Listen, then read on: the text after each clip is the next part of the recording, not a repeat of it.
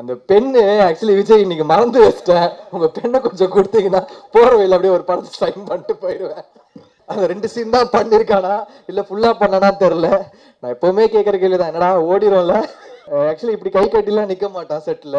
அவர் இன்னொருத்தர் சொன்னார், மன்சூர் அலிகான் இப்போ ஒரு பையன் இருந்தால் எப்படி இருப்பானோ அப்படிதான் இருக்கிறான். ஆக்சுவலி இந்த படத்தில் மன்சூர் அலிகானுக்கு பையனா வேற நடிச்சிருக்கான். ப்ரூஸ்லி ஃபர்ஸ்ட் அவன் வந்து ஒன்லைன் என்ன சொன்னான்னா, ஒரு தமிழ் ஹீரோக்கும் ஒரு ஹாலிவுட் வில்லனுக்கும் பிரச்சனை தாங்க படம் அப்படின்னா. பாண்டியராஜ் சார் இப்படி ஒரு அசிஸ்டண்ட்டை நல்லா வளர்த்துருக்கீங்க. யாரா அவன்? கூப்பிடுறா அவனை. என்ன மட்டும் என்ன அச்சுனே இருக்க?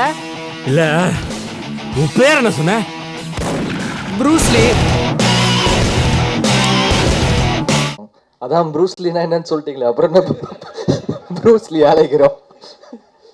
அந்த பெண்ணு ஆக்சுவலி விஜய் இன்னைக்கு மறந்து வச்சிட்டேன். உங்க பெண்ணை கொஞ்சம் கொடுத்தீங்கன்னா போற வழியில அப்படியே ஒரு படத்தை சைன் பண்ணிட்டு போயிடுவேன்.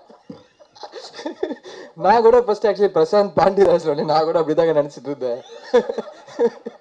அதுக்கப்புறம் அதை அப்படியே மெயின்டைன் பண்ணிட்டே வந்துடும். அதான் வந்துட்டு ஒரு ரொம்ப நல்ல விஷயம். என்ன மீட்டர் இருக்கோ நீங்க என்ன மீட்டர்ல எதிர்பார்க்கீங்களோ அதுலயே அவன் மெயின்டைன் பண்ணிட்டே போவான்.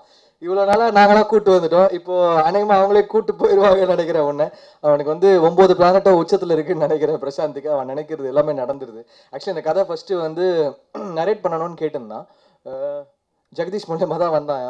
நான் அந்த அந்த பசங்க ப்ரொடக்ஷன் மேனேஜர் எனக்கு தெரியாது, என்ன ஸ்கெட்சு தெரியாது. ஃபஸ்ட்டு ஜெகதீஷ் மூலியமாக கேட்டான். இல்லைடா பிஸியாக இருக்கேன்டா, இப்போ ஷூட் போயிட்டுருக்கு, எப்படிடா சொல்ல முடியும் அப்படின்னு. அதுக்கப்புறம் ஒரு நாள் வந்து ஷான் வந்து சொன்னார், அடங்காத டேரக்டர், ஒரு கதை கேட்டாங்க செம்மையாக இருக்குங்க. இதெல்லாம் முதலே பேசி வச்சிருது.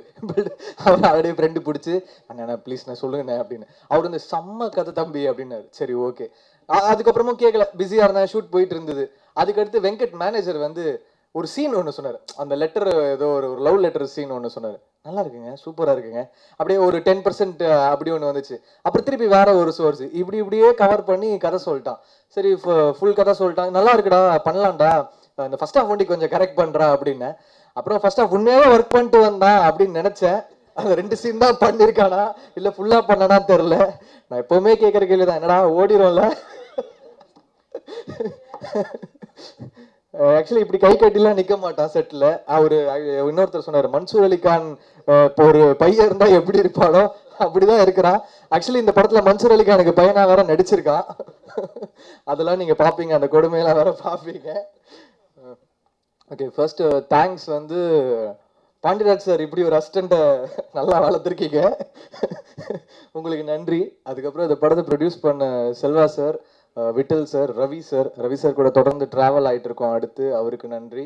இந்த படத்தில் என்னுடைய அசிஸ்டண்ட்டை வந்து நான் ஒரு பாட்டு கம்போஸ் பண்ண வச்சுருக்கேன், கணேஷ். அவர் வந்து கண்டிப்பாக நல்லா வருவார். பயங்கர ஆர்வம் அவருக்கு. அங்கங்கே டெமோலாம் கொடுப்பாரு, ஏதாவது பிரச்சனை ஆகிடும் வருவான். சார் இந்த மாதிரி சார் இப்படிலாம் சொல்கிறாங்க சார். சரி விட்றா நம்ம ஒரு பாட்டு பண்ணலாம்டா அப்படின்னு சொல்லிட்டு ப்ரூஸ்லியில் வந்து நான் தான் அவங்க ஒப்பன்டா அப்படின்னு அந்த டைட்டில்லாம் வச்சு கெத்தாக வச்சு அவரை இன்ட்ரடியூஸ் பண்ணியிருக்கோம். கண்டிப்பாக ஹிட் ஆகிடும். அதுக்கு அருண்ராஜா காமராஜர் இன்னைக்கு சென்சேஷன், அவர் வேறு எழுதியிருக்காரு, டெஃபினட்டாக ஹிட் ஆகும். அவருக்கு வாழ்த்துக்கள். அப்புறம் எடிட்டர் வந்து ஃபஸ்ட்டு ஃபிலிம் நினைக்கிறேன், மனோஜ். அவருக்கு செம்மையாக பண்ணியிருக்காரு, ஸ்டைலிஷான ஒரு எடிட்டரு. அவருக்கும் ஒரு நல்ல future. PV Shankar super work. அப்புறம் பிரதீப் எடிட்டர், இந்த whole technician team, everyone who's work with us, assistant directors, lightman எல்லாருக்குமே. ஏன்னா நம்மலாம் வந்து பயங்கரமாக ஒர்க் பண்ணுவோம், ஆனால் லைட்மேன் வந்து அது அவங்க அந்த படத்தில் வந்து நமக்கு தான் கிரெடிட் கிடைக்கும், அவங்களுக்குலாம் வந்து கிரெடிட் பெருசாக கிடைக்காது. ஆனால் அவ்வளோ வேலை செய்வாங்க மழையிலையும் வெயிலும். எனக்கு உண்மையாகவே I salute to lightman and assistant directors, all of you. அப்புறம் ஸ்டண்ட் அந்த பீப்புள், அவங்களும் வந்து உண்மையாக நானே பார்த்துருக்கேன், நிறைய வாட்டி அடி வாங்குவாங்க. அவங்களும் உண்மையாகவே we have to salute them, really stuntman. அவங்க எல்லாருக்குமே தேங்க்ஸ். அண்ட் இந்த படம் வந்து ப்ரூஸ்லி ஃபர்ஸ்ட் அவன் வந்து ஒன்லைன் என்ன சொன்னான்னா, ஒரு தமிழ் ஹீரோக்கும் ஒரு ஹாலிவுட் வில்லனுக்கும் பிரச்சனை தாங்க படம் அப்படின்னா. நல்லா இருக்குடா, தமிழ் ஹீரோ தமிழ் வில்லன்லாம் ஹாலிவுட் வில்லன் அப்படின்ற மாதிரி ஒரு கான்செப்ட் எடுத்துகிட்டு வந்திருக்கு, செம்மையாக இருக்குடா அப்படின்னு. அப்படி தான் ஆரம்பிச்சுது, அப்படி தான் நம்ம வச்சு படம் பண்ணியிருக்கான். இன்னும் ஃபுல் படம் பார்த்துருவோம், நல்லா இருக்கும் நம்புறேன். சப்போர்ட் பண்ணுங்க. ஏன்னா ஃபர்ஸ்ட் டைம் டைரக்டர், என்ன இருந்தாலும் ஃபர்ஸ்ட் டைம் டைரக்டருங்க, அதை வந்து நம்பி படம் பண்ணுறோம். அவங்களுக்கு வந்து பாருங்க, ஃப்ரெண்ட்ஸ்லாம் வந்து சட்டை பேண்ட்டு ஷர்ட் எல்லாம் எடுத்து கொடுத்து அவனை வந்து ஒரு குழந்தையா பார்த்து வச்சிருக்காங்க. நாங்களும் அவரை வந்து உங்ககிட்ட கொண்டு வந்து சேர்க்குறோம். கண்டிப்பாக சப்போர்ட் பண்ணுங்க. ஃபர்ஸ்ட் டைம் டைரக்டரு டெஃபினட்டாக நல்லா வரணும், இந்த படம் நல்லா வரணும். சப்போர்ட் பண்ணுங்கள். தேங்க்ஸ். இந்த படத்துக்கு தேங்க்ஸ் சொல்லணும்னா பிரசாந்த் பாண்டியராஜ் தான் தேங்க்ஸ் சொல்லணும். ஏன்னா எனக்கு வந்து பயங்கரமான க்ளோஸ் ஃப்ரெண்ட் அவர். கதை சொல்லிட்டு எனக்கு என்னோடய கேரக்டர் சொன்னார். அவ்வளோ நல்ல கேரக்டரு. படத்தில் இருக்க எல்லா கேரக்டருமே ரொம்ப நேர்மையாக நாட்டை காப்பாற்றக்கூடிய, சமுதாயத்துக்கு தேவையான விஷயங்களை சொல்லக்கூடிய அந்த மாதிரி ஒரு விழிப்புணர்வு உள்ள அக்கறை உள்ள இளைஞர்கள் கேரக்டரு. சரி, என்னடா எப்படி இந்த மாதிரி கேரக்டர்ஸ்லாம் எங்கே தேடி தேடி பிடிச்சி இவர் பண்ணார் அப்படின்னு பார்க்கும்போது, அவர் கூட பழகும்போது தான் தெரிஞ்சிச்சு எல்லா கேரக்டருமே அவர் தான்.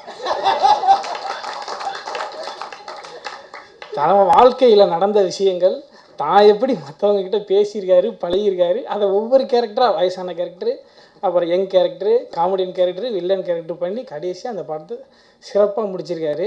இது வந்து அவரோட பயோகிராஃபின்னு கூட சொல்லலாம். வந்து அந்த அளவுக்கு வந்து மிகச்சிறப்பாக பண்ணி நான் வந்து ரொம்ப பெரிய நன்றி சொல்லிக்கணும். ஆனால் உண்மையிலே இது எல்லாமே காமெடி. நண்பா வந்து எனக்கு செம்ம கேரக்டர் கொடுத்துருக்காரு. ரொம்ப நன்றி நண்பா. அதுக்கப்புறம் வந்து ஜிவி சாருக்கு வந்து ரொம்ப பெரிய தேங்க்ஸ் சொல்லணும்.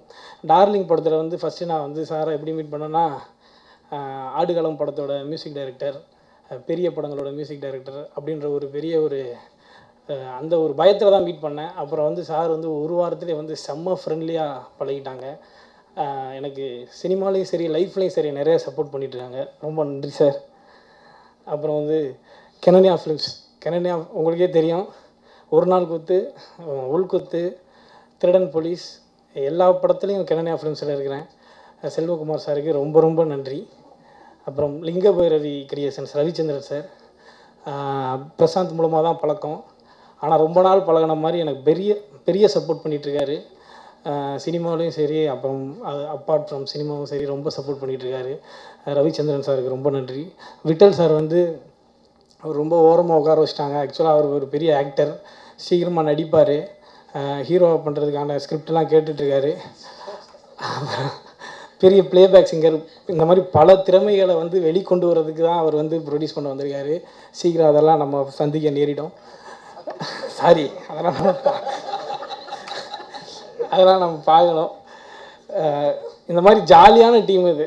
நாங்கள் வந்து அப்படி தான் ஜாலியாக தான், அசிஸ்டன்ட் டைரக்டர்ஸ்ட்டை கேட்டால் தெரியும் எவ்வளோ ஜாலியாக இருப்போம்னு. ஸோ எல்லா உதவி இயக்குநர்களுக்கும் ரொம்ப நன்றி. புவன் பிரியன், அப்புறம் மூர்த்தி, ரமேஷ், எல்லாருக்குமே ரொம்ப நன்றி. இதில் ரமேஷ் ரொம்ப முக்கியமான ஆள். செம்மையாக வந்திருக்கு படம். கண்டிப்பாக அவங்க எல்லாருக்கும் பிடிக்கும். குறிப்பாக குழந்தைகளுக்கு ரொம்ப பிடிக்கும். நன்றி. இன்றைக்கு விழா நாயகனாக இருக்கும் ஜிவி மற்றும் பிரசாந்த் சார், பாண்டியராஜ் சார் மற்றும் இயக்குநர்கள் அனைவருக்கும் மற்றும் டெக்னீஷியன்ஸ் எல்லாருக்குமே என்னுடைய நன்றிகளை தெரிவிச்சுக்கிறேன். என் கூட இந்த படத்தை ப்ரொடியூஸ் பண்ணியிருக்கிற விட்டல் சார், ரவி சாருக்கும் நன்றி தெரிவிச்சுக்கிறேன். இன்னும் சொல்லப்போனால் இந்த படத்துக்காக உழைச்ச மேனேஜர்ஸ், பிஆர்ஓ சார் எல்லாருக்கும் நன்றி. இந்த படம் எனக்கு எப்படி பிரசாந்த் கதை சொன்னானோ அதை மாதிரி படம் எடுத்திருக்கேன். அதுவே ஆச்சரியமான விஷயம். என்னையும் பிரசாந்தியும் கனெக்ட் பண்ணது வந்து பாலசரவணன். ஏன்னா பாலசரவணன் தான் முதல்ல கதையை கேட்டுட்டு என்கிட்ட அனுப்பிச்சி விட்டார். கதை சொன்னார். சொல்லும்போது நான் ரியாக்ஷனே கொடுக்கல. போய் பாலசரவனோட கமெண்ட் கொடுத்துருக்காரு, இன்னும் அவர் மரம் மாதிரி உட்காந்து கதை கேட்டுட்ருக்காரு அப்படின்னு. நான் ஒரு காமெடி படம் ஸ்கிரிப்ட் சொல்லியிருக்கேன், அவர் வந்து ஒரு ரியாக்ஷனும் கொடுக்கலையே அப்படின்னு சொல்லி அங்கே ஃபீட்பேக் கொடுத்துருக்காரு. பட் நான் அதுக்கு அப்புறம் ஃபஸ்ட்டு கால் வந்து பாலசரவனுக்கு தான் சொன்னேன். கால் பண்ணி நல்லா இருக்குது, ஜிவி சார் ஓகே சொல்லியிருந்தானா அந்த படம் கண்டிப்பாக பண்ணலாம் அப்படின்னு சொல்லிட்டேன். அப்போ ஜிவி சார் ஓகே சொல்லிட்டாரு அப்படின்னு. ஆனால் அதையும் மீறி அடுத்த நாள் நான் வந்து டைரக்டருக்கு நான் ஃபோன் பண்ணி ஓகேப்பா அந்த ஸ்கிரிப்ட் பண்ணலாம் அப்படின்னு சொன்னேன். ஆனால் அட்வான்ஸ் வாங்க டைரக்டர் வரவே இல்லை. அதுதான் உண்மை. ஏன்னா அவர் வேற ஒரு இடத்துல அட்வான்ஸ் வாங்கி படம் பண்ணுறதுக்கு போயிட்டார். இவ்வளோ கதையும் நடந்து அதுக்கப்புறம் சரி நான் சொன்னேன், யாருக்கு எந்த படம் பண்ணணுமோ யாருக்கு அதுதான் அமைஞ்சது தான் செய்யும், ஒன்றும் பண்ண முடியாதுப்பா, நோ ப்ராப்ளம்னு சொல்லிட்டேன். 10 நாள் கழிச்சு திரும்ப இதே டைரக்டர் எனக்கு கால் பண்ணுறாரு, சார் உங்களை மீட் பண்ணணும் அப்படின்னு. சரி வாங்கப்பா மீட் பண்ணணும். இல்லை சார் நாங்கள் உங்கள் கூடயே படம் பண்ணலான் இருக்கேன், ஜிவி சார் உங்ககிட்ட பேச சொன்னார் அப்படின்னு. இது ஏற்கனவே டைலாக் சொல்லி முடிச்சிட்டேன்ப்பா நான், யார் என்ன பண்ணணுமோ அதுதான் நடக்கும், தாராளமாக பண்ணலான்னு. ஸோ அப்படி அமைஞ்ச படம் தான் இது. சில டிலே எங்களுடைய இந்த படம் ப்ரொடக்ஷனில். ஏன்னா ஹீரோ கால் ஷீட், ஹீரோயின் கால் ஷீட்ஸ், அப்புறம் செட்டு நிறைய விஷயங்கள் நடந்துச்சு. ஆனால் அதனால் குவாலிட்டிலேயோ எதுலேயுமே நாங்கள் காம்ப்ரமைஸ் பண்ணல. நல்லாவே எடுத்திருக்கோம், நல்லாவே வந்திருக்கு. எதிர்பார்த்த அவுட்புட்டோட ரொம்ப நல்லா வந்திருக்கு. ஒரு கமர்ஷியல் என்டர்டெயின்மெண்ட் ஃபில்ம் இது. ஆஸ் அ ப்ரொடியூசர் இந்த படத்தில் தான் நான் வந்து ரொம்ப கஷ்டப்பட்டேன். உண்மையை சொல்லப்போனால், என்ன சொல்லப்போனால், இந்த ஆடியோ ஃபங்க்ஷன் வைக்கிறதுக்கே அவ்வளோ கஷ்டப்பட்டேன். இதுதான் உண்மை. இது என் கூட இருக்கிறவங்களுக்கு தான் தெரியும். என்ன பண்ணுறது, ஏன்னா ரியாலிட்டி ஃபேஸ் பண்ண ஆரம்பிச்சிருக்கேன் இப்போ தான் ப்ரொடியூசரை. மீதி மற்ற படங்கள்லாம் தெரியல, அவ்வளோ விஷயங்கள் நடக்குது, பின்னாடி என்னென்ன நடக்குது, எது நடக்குதுன்னு தெரியல. இப்போ தான் நானும் கற்றுக்க ஆரம்பிச்சிருக்கேன். பட் ஓகே, அதுக்காக இந்த பக்கம் இது சொல்கிறதுக்கு இல்லை. குவாலிட்டி ஃபில்ம் எடுத்திருக்கேன். கண்டிப்பாக இதுக்கு ஆதரவு வரும், கண்டிப்பாக மக்களுக்கு பிடிக்கும். பத்திரிகை நண்பர்கள் உங்களோட ஆதரவு எனக்கு இருக்குன்ற நம்பிக்கையில் இந்த படத்தை திரை கொண்டு வரேன். பார்த்து உங்களுடைய விமர்சனங்கள் தெரிவிக்கும். நன்றி. நான் சொல்லணும்னு ஆசைப்படுற சில விஷயங்கள் சொல்லிடுறேன். முதல்ல இந்த படத்தில் எனக்கு வாய்ப்பு கொடுத்த Prashanth Pandiraj and producer GV Prakash sir எல்லாருக்குமே நன்றி. ஸ்பெஷலாக கணேசன் சேகர், அவர் அந்த பாட்டு நான் எழுதி பாடின பாட்டை அவர் தான் கம்போஸ் பண்ணியிருக்காரு. ஸோ கணேசன் சேகர் இந்த படத்தில் மியூசிக் கம்போசராக இன்ட்ரடியூஸ் ஆகிறாரு. ஸோ அந்த ஒரு ட்ராக் அவர் பண்ண சாங் நான் எழுதியிருக்கேன், நானே பாடியிருக்கேன். So very happy to start his journey with me and being so close friends. நாங்கள் கொஞ்ச நாள் ஒன்றா ஒர்க் பண்ணியிருக்கோம் ஜிவி சார் ஸ்டுடியோவில். ஸோ கொஞ்ச நாள் பழகினாலுமே நல்ல ஒரு ரேப்போ ரெண்டு பேருக்குமே இருக்குது. ஸோ அப்படி தான் இந்த பாட்டு ஸ்டார்ட் ஆச்சு. ரெண்டு பேருமே ஸ்டார்ட் பண்ணி ரெக்கார்டிங் செஷன்லாம் ரொம்ப ஜாலியாக போச்சு. அதெல்லாம் அவர் சொல்லுவார். ஸோ இது வந்து ஃபஸ்ட்டு நான் ஜிவி சாருக்கு வந்து எங்கே போனாலுமே தேங்க்ஸ் சொல்லிட்டு தான் இருப்பேன். ஏன்னா என்னோடய க்ரோத் மேலே அவ்வளோ இன்ட்ரெஸ்ட் காமிக்கிற ஒரு மிக முக்கியமான ஒரு person. More than a person, he is so close friend of mind. ரொம்ப பர்சனலாகவும் சரி, ப்ரொஃபஷ்னலாகவும் சரி, எனக்கு வந்து ரொம்ப பாசிட்டிவான விஷயங்கள் அண்டு நிறைய மோட்டிவேட் பண்ணியிருக்காரு. ஆனால் நான் ஃபஸ்ட்டு நான் ஜிவி சாரை மீட் பண்ணது ஒரு கதை சொல்கிறதுக்காக தான். டைரக்டராக போய் மீட் பண்ணேன். அந்த கதையை அவர் கேட்டுட்டு நல்லா இருக்குது, நம்ம பண்ணுவோம்னு சொன்னார். இப்போவும் அதான் சொல்கிறாரு, நம்ம பண்ணுவோம் சீக்கிரமாக அந்த கதையை. நான் ஆக்சுவலாக அவர் சில கரெக்ஷன் சொல்லியிருக்காரு, அதை நான் பண்ணிகிட்டு இருக்கேன், நம்ம பண்ணுவோம் அப்படின்னு சொல்லியிருக்காரு. ஸோ ஃபஸ்ட்டு மோட்டிவேஷன் எனக்கு அவர் கொடுத்தது ஆஸ் அ டைரக்டராக ரெக்கக்னைஸ் பண்ணி அவர் தான். ஸோ அதுக்கு ஒரு பெரிய தேங்க்ஸ் ஜிவி சார். ஸோ இந்த இடத்துல நான் அந்த கேர்டசிக்காக நான் அது சொல்கிறேன் அப்படின்னு நினச்சிக்க வேண்டாம். நான் வந்து உண்மையாலுமே மோட்டிவேட்டடாக இருக்கேன், இவ்வளோ தூரம் என்னை வந்து எல்லாருமே பாராட்டுறாங்க அப்படின்னா அதுக்கு மெயின் ரீசன் வந்து ஜிவி பிரகாஷ் நான் சொல்லுவேன். ஏன்னா எல்லா இடத்துலையும் நான் சொல்கிறது தான், அவர் எனக்கு ஒரு அம்மா மாதிரி என்னை வந்து இடுப்பில் தூக்கி வச்சுட்டு கொஞ்சாத தான் எனக்கு எல்லா சுதந்திரம் கொடுத்துருக்காரு, எல்லா விதத்துலேயும் என்னை சப்போர்ட் பண்ணியிருக்காரு, என்கரேஜ் பண்ணியிருக்காரு. எல்லா டைரக்டர்ஸ்ட்டுமே என்னை வந்து சொல்லி இவன் ஒரு பாட்டு எழுதணும்னு சொல்லியிருக்காரு. ஸோ இந்த ஒரு புஷ் வந்து யாருக்குமே அவ்வளோ ஈஸியாக கிடச்சிடாது. ஸோ இந்த புஷ் எனக்கு அவருக்கு ரொம்ப கொடுத்துருக்காரு. அந்த புஷ்ஷுக்காகவும் அவர் என் மேலே வச்சுருக்க நம்பிக்கைக்காகவும் மிக்க நன்றி. இந்த நன்றியை வந்து லைஃப் ஃபுல்லாக நான் உங்களுக்கு காமிச்சிட்டே இருப்பேன். அண்ட் மோர் தென் தேட் நான் நிறைய பேர் பேசணும். ஸோ இதோட நிறுத்திக்கிறேன். ஸோ இந்த பாட்டு நல்லா வந்திருக்கு அப்படின்னு சொல்லி எங்கள் எல்லாருக்குமே ஒரு நம்பிக்கை இருக்குது. நீங்களும் கேட்டுட்டு எப்படி இருக்குன்னு சொல்லுங்கள். Thank you so much. 4வது மூவி. ஃபஸ்ட்டு படம் வந்து கெத்து, முட்டை பஜ்ஜி மூஞ்சிக்கெல்லாம் லவ் பண்ணுது. இப்போது ஹாரிஸ் சார் மியூசிக்கில் நானே எழுதி நானே பாடினேன். அதுக்கப்புறம் ஜிவி சாரோடைய படத்தில் வாய்ப்பு கிடைச்சதுக்கு ரொம்ப நன்றி. இதில் வந்து தாறு தகர டப்பா சுமார் மூஞ்சி குமார், சும்மனா கத்தினுக்கிற கொஞ்ச நேரம் சுமார் அப்படின்ற ஒரு பாடல். பிரசாந்த் சார் சொன்னார், ஒரு பெரிய ப்ரூஸ்லினா பெரிய சண்டை போடுற நினைக்காதீங்க, கொஞ்சம் பயந்த சுவாபானெல்லாம், ஆனால் அது சொல்லாமல் சொல்லணும். தடியை எடுக்காத தண்டல்காரன்டா, இவர் பேட்டை பிடிக்காத டெண்டல்காரடா அப்படின்ற நிறைய காமெடியான வார்த்தைகள்லாம் இருக்குது. இந்த வாய்ப்பினை அளித்த ப்ரொடியூசர்ஸ், டைரக்டர் சார்ஸ் எல்லாருக்கும், பிரசாந்த் சாருக்கு வணக்கம், நன்றியை தெரிவிச்சுக்கிறேன். என்னுடைய ஃபஸ்ட்டு சினிமாவில் வந்து நான் கை நீட்டி காசு வாங்கினது யாருக்கிட்டேன்னா பாண்டியராஜ் சார்கிட்ட தான். அவருக்கு ஞாபகம் இருக்கானான்னு தெரில. மெரினா படத்தில் வந்து யூடியூப்பில் நிறைய கானா பாட்டு, கிட்டத்தட்ட 100 பாட்டுக்கிட்ட நான் எழுதி பாடின பாட்டெலாம் வந்து யூடியூப்பில் அப்லோட் பண்ணேன். அதெல்லாம் பசங்க பாடுறதை பார்த்து அதில் ஒரு சைடில் பாடின பாட்டுக்காக என்னை கூப்பிட்டு அந்த பைசா கொடுத்தாரு. நான் அது நிறைய வராது அந்த பாட்டு, சும்மா பசங்க பாடிட்டு போவோம். லைசன்ஸ் இல்லாமல் வண்டியை ஓட்டாத, சுற்றி காதலிச்சான் பொண்ணு பின்னால், ஏனோ இந்த மாதிரி ஒரு சின்ன வேர்ட்ஸுக்காக கூப்பிட்டு ஃபஸ்ட்டு காசு அவர்கிட்ட தான் வாங்கினேன். இப்போது ஓரளவுக்கு நிறைய படம் பண்ணிகிட்ருக்கேன். ஜிவி சார் வாய்ப்பு இன்னும் அடுத்த படத்தில் கொடுத்தானா ஒரு ஹவுசிங் போட்டாச்சு வாங்கிடுவேன்னு நினைக்கிறேன். நான் ஓட்டு வீட்டில் இருக்கேன். இப்போது இன்னும் நிறைய வாய்ப்பு எல்லாமே கொடுக்கணும். நன்றி தெரிவிச்சுக்கிறேன். பத்திரிகையாளருக்கு எல்லாருக்கும் நன்றி. தேங்க்யூ. ரொம்ப சந்தோஷமாக இருக்குது. என்ன சொல்கிறதுன்னு தெரியல.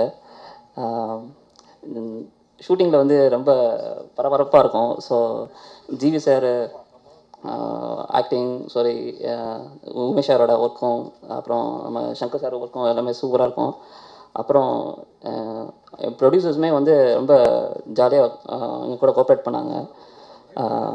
அப்புறம் இந்த படம் நல்லா வரும்னு சொல்லி ப்ரே பண்ணுறேன். தேங்க்யூ. எனக்கு சாரோட ஜிவி சாரோட இது 3rd ஃபில்மு. ஃபஸ்ட்டு த்ரிஷால நயன்தாரா பண்ணேன், அப்புறமா எனக்கு இன்னொரு பேருக்கு பண்ணேன். ஸோ சார் வந்து இந்த மூவி பண்ணுங்கன்னு சொல்லி கேளுங்கன்னு சொன்னார். அப்போ அந்த ஸ்டோரி கேட்கும்போது ரொம்ப பிடிச்சிருந்தது. ஸோ இந்த மூவியில் கம்ப்ளீட்டாக எனக்கு வந்து செல்வா சார் ப்ரொடியூசர்ஸ் எல்லாமே ரொம்ப நல்லா சப்போர்ட் பண்ணாங்க. ஸோ சங்கர் நல்லா பண்ணியிருக்காரு, மனோஜோட எடிட்டிங் ரொம்ப நல்லா இருக்குது. ஸோ மூவி ரொம்ப கலர்ஃபுல்லாக இருக்கும், நீங்கள் என்ஜாய் பண்ணுவீங்க. தேங்க்யூ. மொத்தமாக என்ன அவங்க பேசுகிறது சிரிக்கிறத பார்த்தா படம் எடுக்காமல் கூத்தடிச்சிருக்காங்கன்னு நினைக்கிறேன். ஜிவி அடிக்கடி சொல்லிகிட்டே இருப்பார், அஸ்டண்டேட்டில் உருவாக்குறீங்களா இல்லை உங்கள் கூடத்தில் அரசியல்வாதியில் உருவாக்குறீங்களா சார் அப்படின்னு. பிரசாந்த் உண்மையிலேயே நல்ல ஒர்க்கர், அதில் எந்த விதமான டவுட்டுமே கிடையாது. ஏன்டா அப்புறம் உத்து கவனிச்சாத்தான் அதை அவனுக்கு படத்துக்கு வேலை பார்த்துக்கிட்டு இருந்திருக்கான். எங்கள் மனைவி வேறு என்ன அஸ்டண்ட்டுங்க, எவ்வளோ நன்றி கடனுங்க, உங்கள் பேரை பின்னால் போட்டிருக்காப்புல, எந்த அசிஸ்டன்ட் இப்படி போட மாட்டாளுங்க அப்படின்னு. அதுக்கப்புறம் தான் தெரியுது அவள் அப்பா பேர் பாண்டியராஜ். ஏன்னா ஒரு நாள் வந்து பயங்கர கஷ்டத்தில் ஒரு 25 லட்ச ரூபா பணம் வேணுமா சார் அப்படின்னு கேட்டேன். எவ்வளோ சார்? 75 அப்படின்னாரு. ஆமாம் சார் அப்படின்னு 75 போட்டு விட்டார். அப்படி ஒரு அப்புறாணி மனிதர். கொஞ்சம் கேர்ஃபுல்லாக இருங்க சார் இந்த சினிமாவில், உங்களை வச்சு தான் சார் படம் பண்ணுவேன் அப்படின்னு சொல்லிக்கிட்டு இருந்தார். ஒரு 3 கோடி ரூபாயை பேங்க்லேயே போட்டு அவரையும் கூட்டு போயிட்டான். விஜய் சேதுபதிக்கு சவால் விடுகிறோம், இந்த வருஷம் நீங்கள் 7 படம் 8 படம் தான் உங்களால் கொடுக்க முடியும், நாங்கள் அடுத்த வருஷம் 12 படம் கொடுப்போம். ஹீரோயின் வந்து பிரமாதமாக இருக்குது உண்மையிலேயே, தம்மண்ணா மாதிரி வெள்ளேர்னு. ஜி